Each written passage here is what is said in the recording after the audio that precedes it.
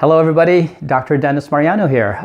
Today we're going to be doing a demonstration with regard to addressing issues that most people are having, especially exercise instructors that are having injuries. So one of my patients said, you know what, I really like working out, but the exercise instructor I have at the YMCA is injured. And I said, what happened? Well, they said they have some knee injuries and it's not getting any better.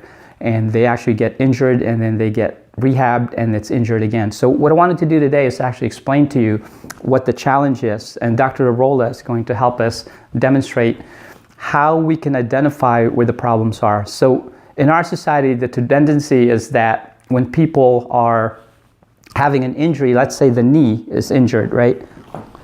So they will focus on fixing where the pain is. Now that's true if you have traumatic injury to the area where you traumatized it, you tore something and it's very obvious. A lot of times then it needs to be a medical intervention, an orthopedic intervention to let that thing heal. However, the challenge is when people have issues that don't heal, here's what we found in our practice. Many times it's actually coming from somewhere else. Now a lot of people can use, let's say in our practice, we can use the laser on the knee.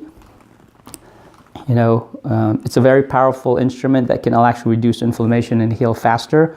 We can actually even use kinesiotaping.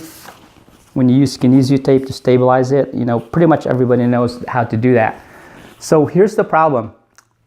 What most people don't understand is that in your spine, if you look behind here, this part of your spine, your hips have to be on the level. If they're out of alignment, right, you have one hip there, you're going to actually put pressure on the knee, the ankles, and other parts of the body. Another thing that could happen, turn around this way, is if your head is tilted to the one side, you will compensate and you will have a pelvic imbalance and create tension. It's obviously exaggerated, but if you can imagine the pressure that puts on the knee.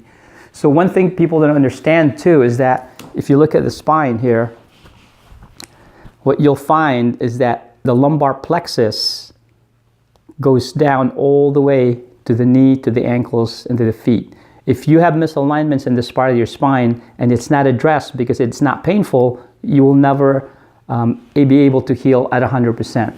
So what we're going to do in our practice is we can actually do what's called a functional movement assessment. And what we do, we have somebody stand and cross their arms.